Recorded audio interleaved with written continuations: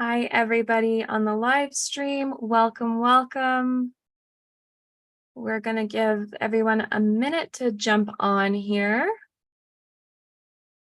Hello, everybody. Welcome. We're just going to wait a quick second, let some other people jump on here because the intro is pretty important for this one. All right.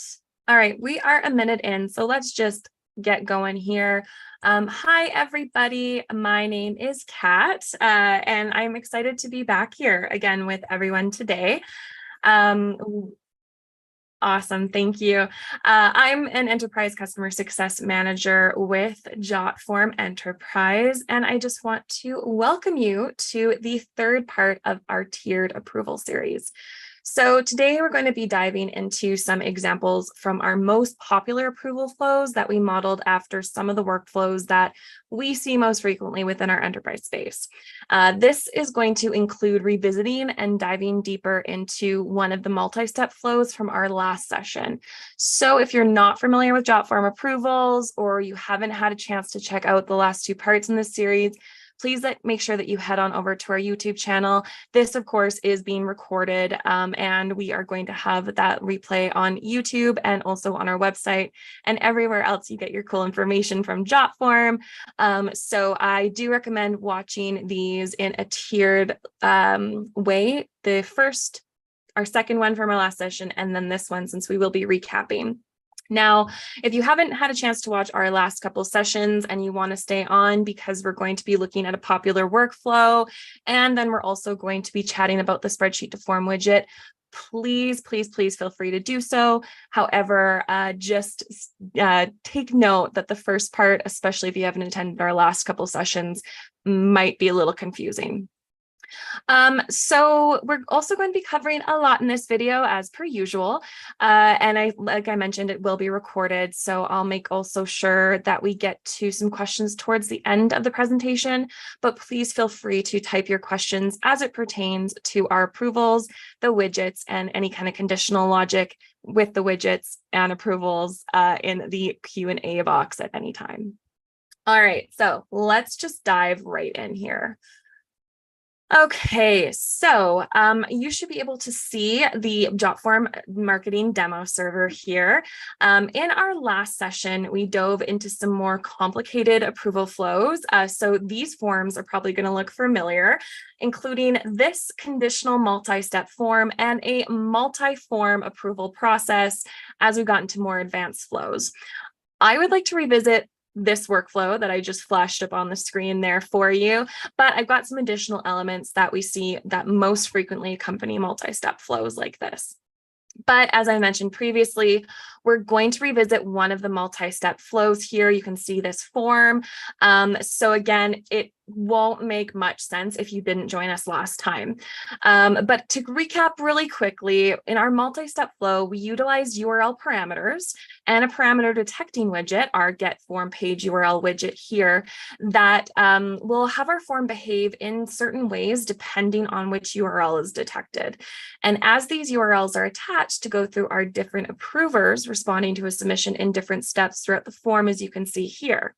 Now, I go through this entire process in our last session. So again, please make sure that you watch the first couple of parts of our series on approvals, and then you can always come back to this last. It will be recorded. It will be uploaded after the presentation. But if you do want to stick around for our widgets and of course for another workflow, please just take note that this part will only make sense if you watch those last two sessions. But building on our last session, so we have our use case of our employee submitting a request.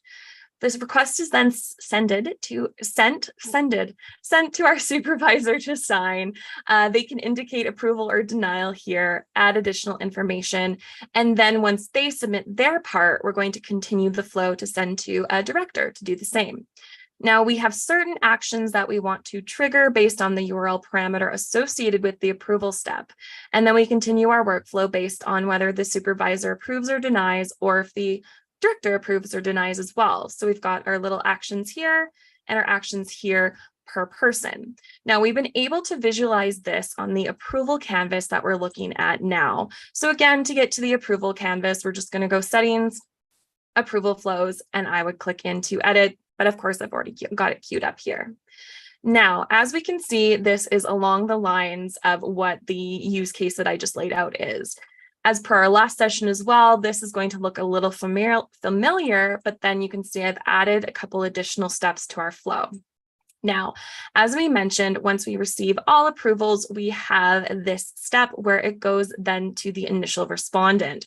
These additional elements are set only to trigger once this condition is met. So we've got all approvals from and signatures from both the supervisor and the director. The final email is going to be sent out to the employee with all signatures included, but this is where we want to include a couple of extra elements to continue and automate our workflow. The most popular elements that are added here, that we find at least, are a customized PDF to send to an internal contact. So that's just this element that you can drag and drop here. We find that this is most often sent to HR, but of course you can select several different recipients, and you could also select a recipient that's dynamic as per what has been filled out in the form. And then finally, once that PDF has been sent to HR or whoever we want to send it to, keep in mind also you can send a PDF within this email to the initial respondent, so we don't have to worry about this extra step for that initial respondent. We want to complete the flow with a signed document that's going to be sent back to the employee. So if we click into here, we can see that we have our employee name and the employee email as entered in our form, and that's where that signed document is going to be sent. Now, in this case, and this is one thing that I wanted to really bring up, especially as it pertains to the multi-step flow, we are going to add this signed document to collect the audit trail that we might require from the employee, as we can't enable Jotform sign in the signature and fields of our form for a multi-step flow. If we take a look at the emails, and again, this will probably look familiar, you'll see that this is going to be our URL with the edit. So it's technically an edit URL, but here's our parameter. Now, if you know about Jotform sign, if we head back to our form builder, and we go here and we go sign automation, you'll notice that it disables submission editing. As such, we can enable it in the form, but if we do still want that signature, we want that audit trail, we want something a little bit more formal, we can go ahead and add in a Jotform sign document to the flow to capture that audit trail.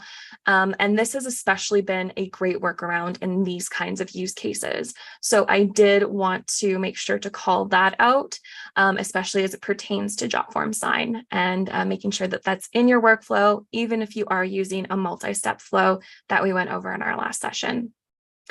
All right, so this was the quick review and add-on to our last session. I wanted to dive a little bit deeper into the conditional multi-step form approval flow and chat about some popular workarounds and also use cases that we do see that I've modeled this particular use case after. But now we're going to shift and we're going to chat a little bit more about another popular enterprise workflow. So I've got this in my approvals and it's in the team workspace here. I do, of course, already have it queued up here, the customer profile form. But again, if I ever wanted to get into it, I would just go into edit form as per usual. All right, let's just head back to the builder here.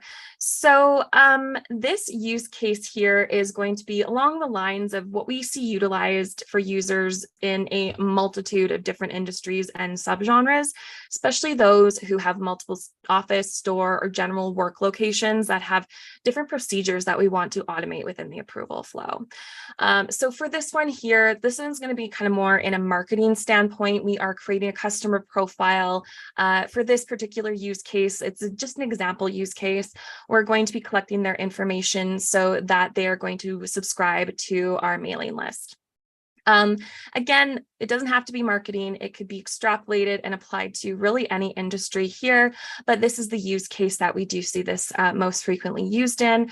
Also, if you have multiple different locations selling different products or subscriptions, you can use the product field in here, no problem as well.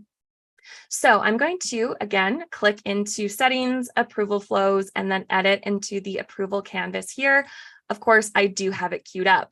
Now, as you can see here, it looks complicated, but I promise you it's not. It's also quite easy to set up.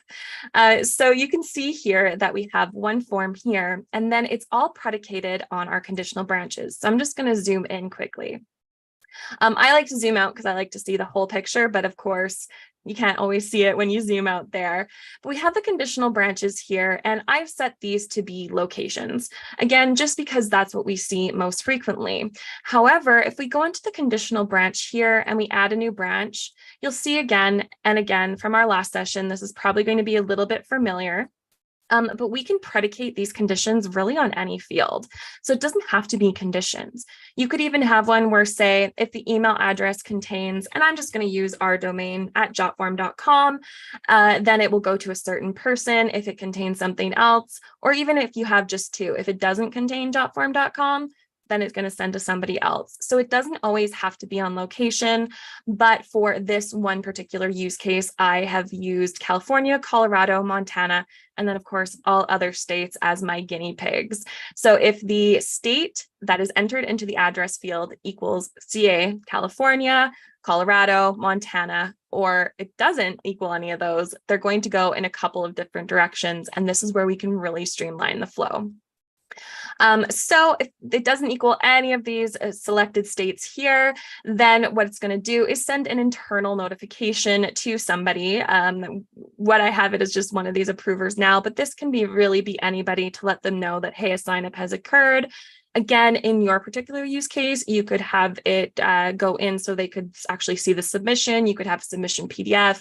There's an infinite number of possibilities, and really, in my opinion, an infinite number of use cases that we can apply this logic to. And then, of course, we have an email that goes out to the initial respondent and just says, thanks for signing up.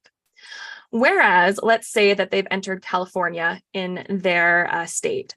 One thing as well as we're talking about conditions, and a handy tip and trick for this, especially because this is going to be something that you'll likely use in your approval flows. Again, doesn't have to be location. It can be really any field. Is that we're going to want to make sure that when we create these conditional branches, you'll see when I added a new branch, we have a branch name here. We really want to make sure that that branch name is as pertinent as it can be. One thing that we do see within some of our enterprise customers is sometimes there's somebody who moves into a new role or leaves the organization and somebody else is coming in to take over the Jotform operations.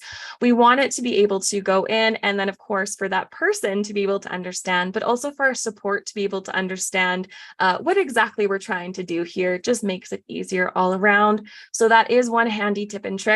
Just be cognizant of what you're naming these branches. And again, it just makes it so much easier for you when you're building out the form.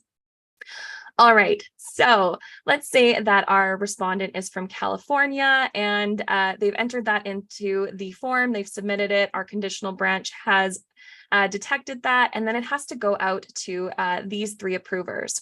Now, again, in our last couple sessions, I went through these different options, the advanced tab and all of this, but one thing I did want to call out, especially with the improve and sign element, is a couple of things. So when you first add the approve and sign element, it's going to default that you require signature for approve.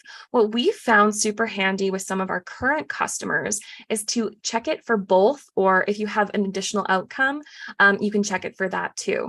This just puts the onus on those approvers to make sure that they are signing that they're not just kind of approving willy-nilly, if you will, especially if your completion rule, you only require response from one person, or you require a certain number of responses from these two, or majority, et cetera, but especially when you require response from one person, that puts the onus then on this person because they're going to sign for either action that they have. Alongside that, if we click into advanced, required comments will be toggled off by default, but we've seen that our enterprise customers, especially if they're like, I need their signature for both approve and deny, they've also required comments for both actions or any of the outcomes, because that way it'll prevent the task completion if the comment section is empty. But the feedback that we've been receiving has been that their approvers or their deniers have been more cognizant of what's actually in that submission. They've been going through it, and it's just helped their process. So it's not just an approve, sign, okay, get out of my face kind of thing. Another thing with the require comments too is that feedback is captured and can be sent to that initial respondent, especially upon denial. If you need them to edit their submission in any way, that kind of thing, you can get really specific. So I won't go through the rest here again, just because we've already gone through that. But those are some things that I really wanted to highlight because that's what we see happen. And that's where we've got the best feedback on in regards to a workflow like this. Now, if we go into, and let's say one of them has approved and signed, this task here has been completed, then we want to go in, and for California specifically, we need the initial respondent to go in, fill out another form, and confirm that they've opted in with us. So as we saw in our last session, we can go in and select the form that we want to then send to our initial respondent, and we can always pre-fill their information from the original form. Now, what I've done here, of course, is just the name, the phone number, and all of that. We have different fields that we can certainly add to the form to be pre-filled. This one here, this is really all we need. Now, you'll also notice here you can allow the users to edit answers. You can check that on or off.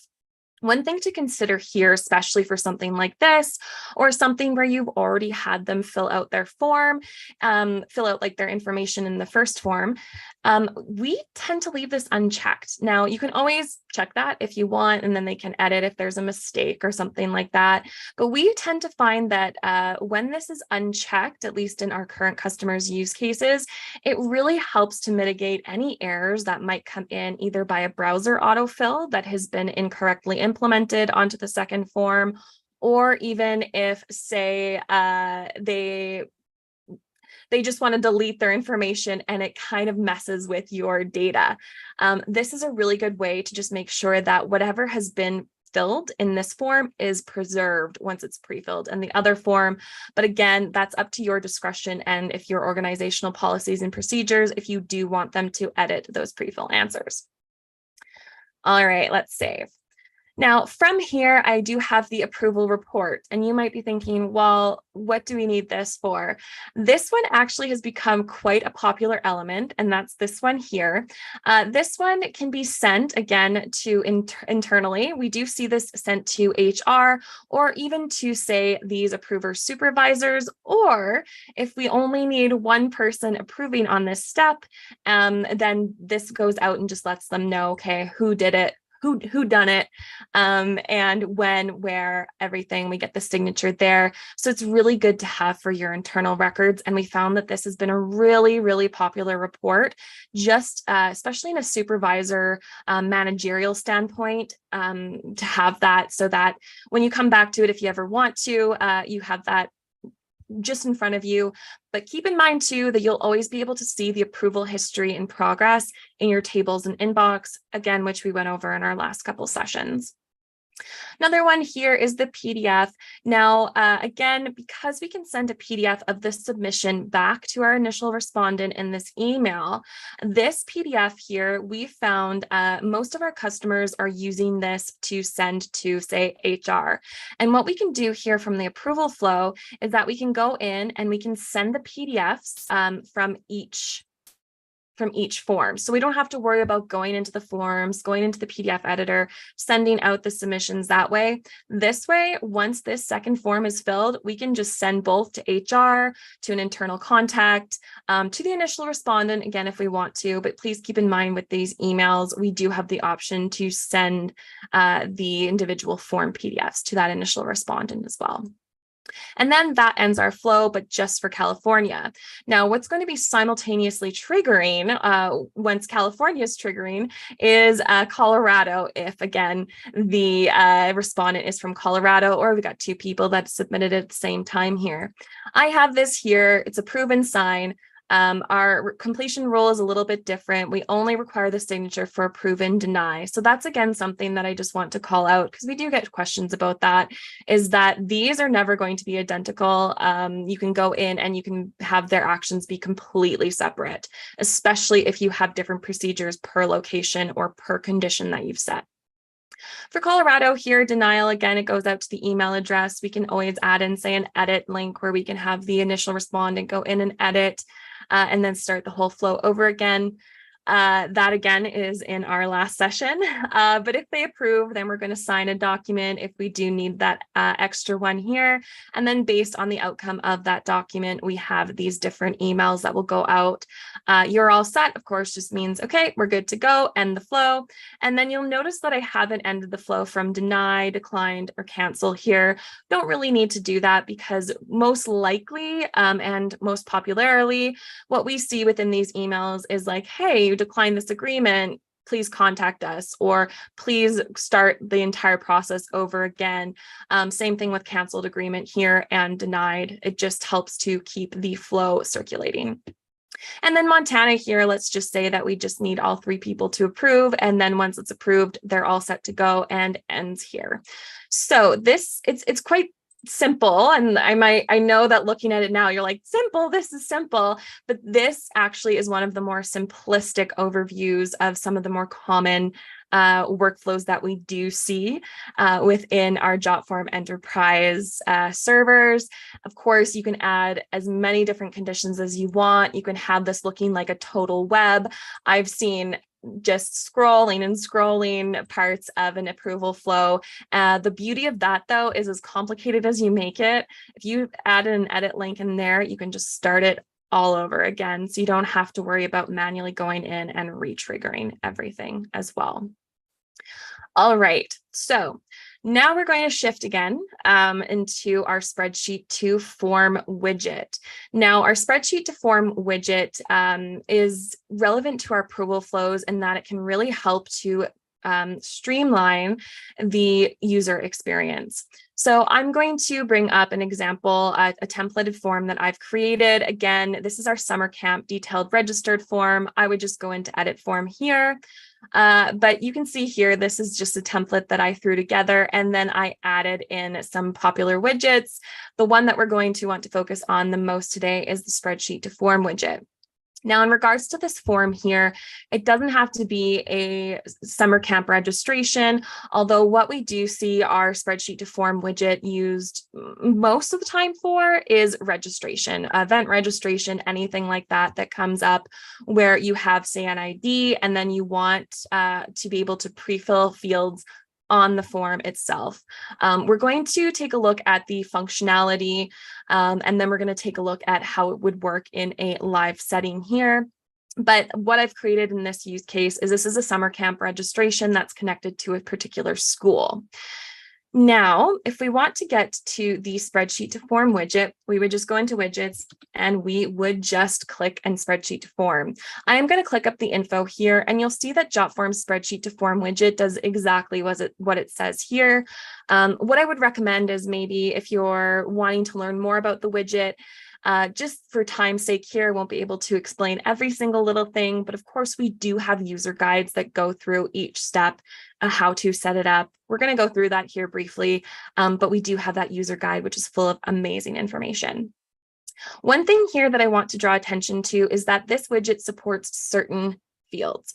So you can see here that it supports full name, email, phone number, scale, really any of the basic elements that you would want to put into your form with some exceptions. So just make sure that you're cognizant of that. But that's the kind of information that we would want to send from our static spreadsheet to our spreadsheet to form widget. Now, before we get into the widget itself, let me just kind of detail the use case and what I want to happen. So what I want to happen is I want the respondent to select from one of these 3 school names. Now, because this is just an example, I've only got 3, but you can add in as many different schools as you'd like, or as many different schools that your static spreadsheet has the corresponding information to. Once that school has been entered, I want the spreadsheet to form widget to be able to pull information from the spreadsheet I'm going to upload, and I'll show you that spreadsheet in a minute. I want that to populate the principal name, the school phone, and the school liaison. From there, I want the school liaison to be identified in this spreadsheet, which is going to have the school liaison's information, the phone and their email, which will be pre-populated. I want that all to do it automatically, AKA I don't want the respondent to have to go in and know that unique ID or that code word that the spreadsheet to form widget is going to recognize and then pre-populate. We can do that with conditional logic. You can see here I've got conditions attached, and we'll go through those in a sec, but let's get into the widget settings here. So for this one here, this school info, of course, it's a very small one just for this example, but this is the spreadsheet, the static spreadsheet that I have uploaded into the widget here.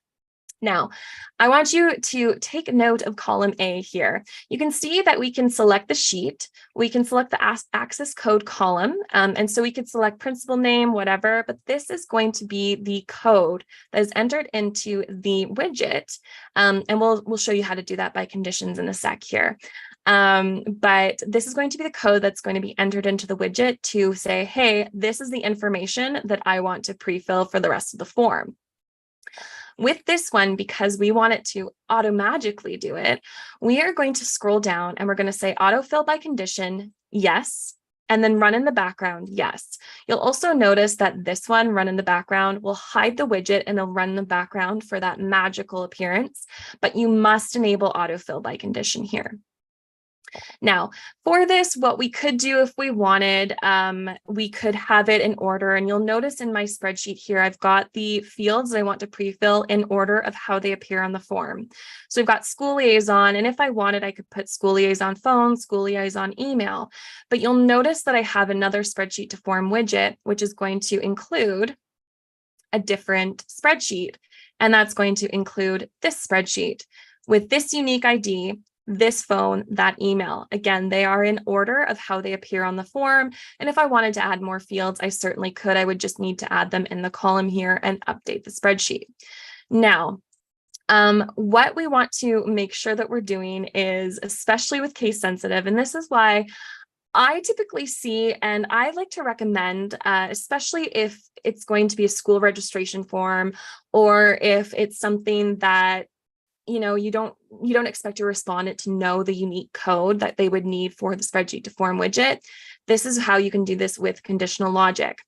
Before we get into the conditions, though, I do also want to mention one other way that I've seen the spreadsheet. Well, I've seen it utilized in many, many different ways, but one other way that comes to mind is an internal form where, say, you don't have SSO enabled or anything like that, but you have employees who have employee numbers and you want the form to pre-fill all of that. You could actually get the employee to pre-fill an employee number, customer number, anything that would be a unique identifier that would then call back to the spreadsheet and fill out that information automatically, or automagically, as I like to say, so that your respondent doesn't have to do it. Or if you have a data entry person that's going to be sending through forms on a daily basis, it really can cut down on that person's time, especially when it comes to data entry, and you can just pre-fill from that static spreadsheet. But let's get into conditions here.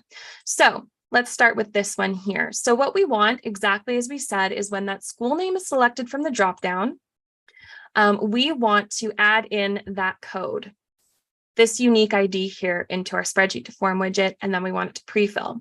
So we are going to add a new condition, the update to calculate field here.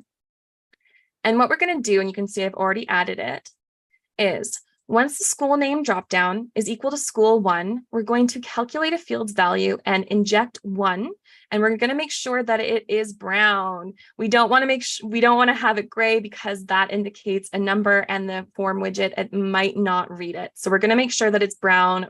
So it's brown for letters and it's gray for numbers. And then we're going to inject it into the spreadsheet to form school name, spreadsheet to form widget. We're going to do the exact same thing with school 3 and school 2, but again, we're going to just replace that unique ID.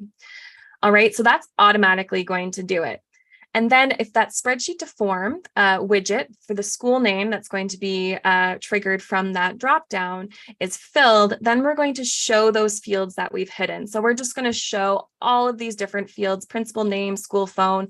This upload school ID here, I've just added as an additional field where the parent will have to upload that child's school ID, and then show school liaison.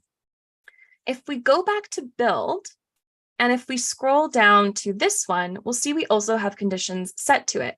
Basically the exact same thing that we did with the school, but because we're going to have the school liaison field automatically filled by what we have within this spreadsheet, you'll see that we have Anna, Brenda, Calvin, and I've set their unique IDs to Anna, Brenda, Calvin. We're going to have a school liaison is equal to Calvin Smithers from this school info here.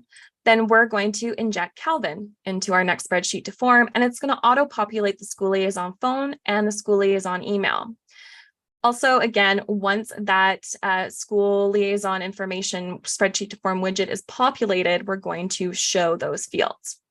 So I know this is a lot of information, but let's just see how it works. So we're going to go to preview form. I'm not going to fill this out. I don't have it required. We really just want to focus on the functionality of the spreadsheet to form widget. But of course, if we were sending this out in real life, we would want to have these fields required. All right, so you'll notice it looks a little different. We can't see the fields that we saw in the form builder, nor can we see the spreadsheet to form widget. But we'll see here if we select school one. Sometimes it has to reference the spreadsheet there, but it should do it within seconds. You'll see that Principal A. Smith, as per what I have for school one, is automatically filled. Now you'll notice here, the school liaison, Anna Smithy, is also updated there. Oh, I might have removed that spreadsheet. Oh, I've got spreadsheet there.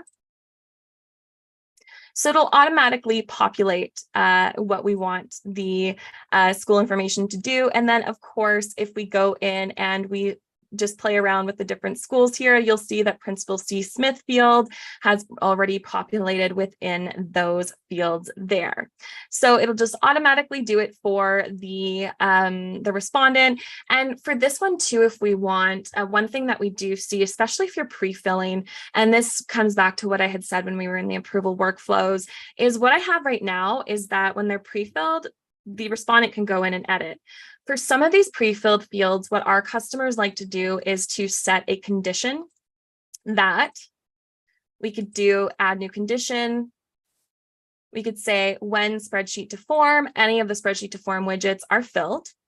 Then we're going to disable certain fields. We can disable those fields and make them read only that we've pre-filled. So that way, again, it just accommodates for any kind of browser autofill, any cookies that might be remaining, any delete buttons that may have been accidentally pressed, because we do want to preserve that information that we've pre-filled from that spreadsheet.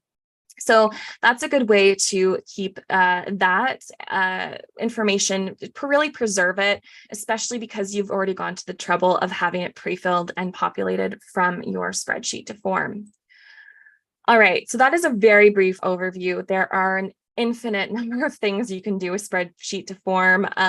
We do, of course, like I said, see it most often in registrations, events, but really anything that you can think of that you want to pre-fill, not before, not after, but during the actual form filling, you can use the spreadsheet to form widget. Again, just be cognizant of the fields that it supports. Before we go, I do also want to talk about some other widgets that you may have seen here. These are our most popular widgets. And of course, I could scroll down this widget list for days. So we're just going to highlight a couple of the widgets that we just see most frequently used. Now, the take photo widget, now you can take a photo on any device here, but this is more optimized for mobile devices. We find that our enterprise customers like to use this when they're in the field or their form respondents are in the field, so they can take a photo of, say, a truck inspection, or they could take a photo of a person at an event for a pass or anything like that, or they take a photo of really anything. So you can have them where they write on that form, right on their tablet, their phone, even their desktop. They can go in, they press that take a photo button, and they can upload it right to the form. The terms and conditions widget here is also one that we see very, very, very frequently.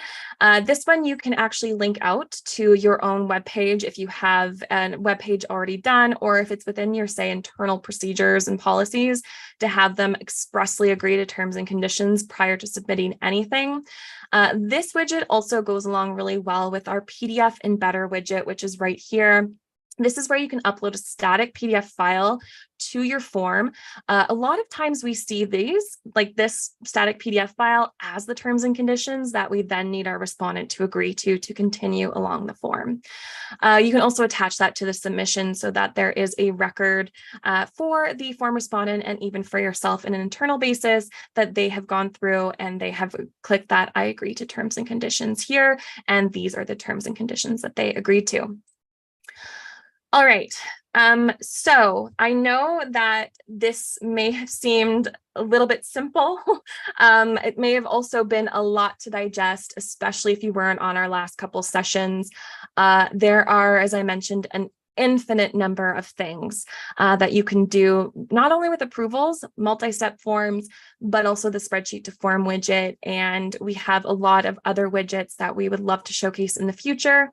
But today what we did is we took a quick review of our multi-step flow that we went over in our last session with some additional added elements that we see really popularized within our enterprise users' workflows. We also took a look at a workflow that is modeled after another popular workflow that we see based on conditional logic as it comes to locations. But again, I just do want to reiterate, it doesn't have to be that. You can really have your conditions predicated on any field. With some exceptions, of course. And then we also took a look at the spreadsheet to form widget and some other really, really popular widgets that we see within our use cases. All right, so with all of that being said, I'm sure that you have some questions. I can certainly answer them as they pertain to the presentation today. But if you have more general questions, or you maybe want to get on the line with someone to walk through your own use case and how you could utilize this kind of logic, widgets, anything that I've showed you today within your own use case to really optimize and streamline it, please reach out to our team. I'll have that contact information towards the end. So let's get into the Q&A. Okay. So will this, yes, okay. So the question is, where can we access the recording of this webinar as well as the recordings from prior sessions? So you can access it on our YouTube channel. We should also, I believe, have a notification that goes out to our registrants with the recording, but I like to hop on YouTube. We have a playlist with Lunch and Learns, and it'll be the 3 most recent ones. We do have them all titled appropriately there. So what I would suggest is going through, if you have no experience with approvals whatsoever, we do have a broad approval overview video on the YouTube channel as well in our Lunch and Learns playlist. And then we had a session 2 sessions ago that was more basic approvals. And then our last one was advanced with our multi-step form. And then today we just did our little review, and then of course we added some on just because we wanted to showcase what we have in regards to some popular widgets and workflows there. So yeah, so you can access that at any time, and then we should have this recording up very shortly after the presentation is through. Okay. All right, so Hi, so it says, hello, and thank you for this webinar. I have an advanced approval workflow and it works great. Thank you, Jotform. Yay. Oh, sorry. Yay, I'm so excited to hear that, but I want to make it better for my use case. Is it possible that when persons submit their approval request, all of those requests are queued and delivered en masse to the approver? The approver will then be able to approve, deny, add comments to the requests all at once. Ooh, you know what? This is a good question. I would like to know more about your use case. So what I would suggest is, if you're already an enterprise user, send out a ticket to our frontline support team. They can certainly get your use case and all of that. And then of course, we could always get you to hop on with a customer success manager if needed, but I would recommend sending out a ticket. Our frontline support is fantastic and could make some suggestions or help you to improve that. but you always, of course, do have the option to hop on a call and go through that live. Okay. Perfect. Thank you so much. All right. Can the spreadsheet to form widget work when not online? Our team utilizes the form in the field. That is a great question. I do believe so, but let me just do a quick double check if it can be used for offline forms. Okay. I was wrong. It is not possible yet to use the spreadsheet to form widget offline, since the spreadsheet, that Excel file, does need to be uploaded and hosted online. So just similar to like GPS widgets, we do need to have that online connection or that data connection to pull that in into that information information into the form from that Excel field. What I can do and what I would suggest doing is creating a feature request or creating a ticket that we can then upload as a feature request. Because the spreadsheet to form widget is so popular, we're always looking for feedback on it and ways that we can improve it as well. Of course, just working within the constraints of the online world, sometimes we do need that connection to have that to work. So let me just take a look. Actually, anonymous there with the offline question. I would like to do some testing on my own. So if you could just add in your email and your contact information or contact our team, I will do some follow-up on that here. What I'm seeing right now is that it's not possible to use it offline, but I always want to be 100% sure and do our due diligence and check, and even just for my own curiosity. So if you can just send us your information there or reach out to our team, and then I will follow up personally on that. All right. Thank you so much. All right. We got that there. So I'm just going to take that down. All right, so those are all the questions that I can see now. So if you have a question that you're still burning in the back of your mind, again, if it doesn't pertain to our presentation, or if you have just a general question or anything like that, please feel free to reach out to our team. You can do that at jotform.com/enterprise/contact sales, or of course, if you're already an enterprise customer, please feel free to hit up our brilliant frontline support team in a ticket. You can watch recording of this and recording of all of our other sessions on youtube.com, and that'll be at the Jotform or at Jotform. When you find us there, all of our sessions will be in the Lunch and Learn playlist as well. And then don't forget to register for our upcoming sessions. We are going to continue with these tiered sessions, and we're going to get into tables next time, and there might be a new face. So stay tuned for that on those sessions there. We are going to do just a basic overview of tables next time, and then we're going to get into advanced tables. And then we've got some cool things coming for you for our next series in a little bit here.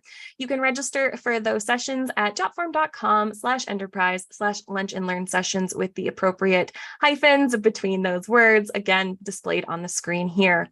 Thanks again so much for joining me. I hope to see you next time. That'll be September 6th at the same time. Please make sure that you're registered, and we'll see you again. Thanks for your time today, everybody.